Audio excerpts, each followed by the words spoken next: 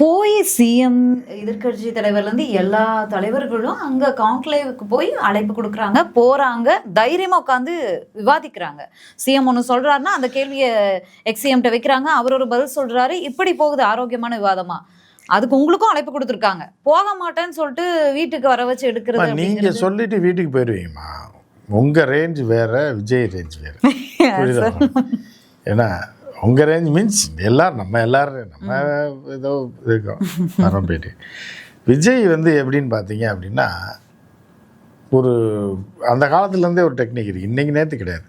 கீரிக்கும் பாம்புக்கு சண்டை விடுறேன் அப்படின்னு சொல்லி ஒரு கூட்டத்தை கூட்டுவாங்க. எல்லாரும் இந்த கீரி பாம்பு சண்டையை பார்க்கறதுக்காகவே வெயிட் நின்றுட்டே இருப்பாங்க. கடைசி வரைக்கும் கீரி பாம்பு சண்டை விட மாட்டான் அப்படின்ற அடிப்படை தெரிஞ்சு அந்த முட்டாள்கள் போய் அங்கே நிற்க மாட்டான்.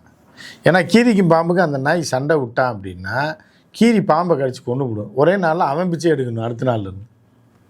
இந்த கீரியும் பாம்பையும் காமிச்சிக்கிட்டே இருந்தால் தான் காமிக்க மூடிடுவான்.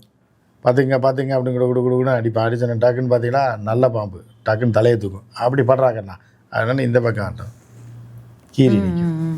படுத்துக்க சொல்லலாம் அப்படின்னு படுக்க வச்சுட்டு 1 மணி நேரம் பேசி உங்கள் காசை பூரா பிடிங்கிட்டு கடைசி வரைக்கும் கீரியும் பாம்பையும் காட்டுவான், சண்டையை காட்டுவான். சண்டை போட்டால் என்ன ஆகும்னா கீரி சேர்த்துரும் இல்லை பாம்பு சேர்த்துரும். 3ஆம் நாள் இவன் சேர்த்துருவான், சோத்துக்கு வழி இல்லாமல். புரியுதா அவங்களுக்கு? இதுதான் விஜயோட கதை. ஓகே. யாருன்னா ஆதவரிச்சுனா கீரி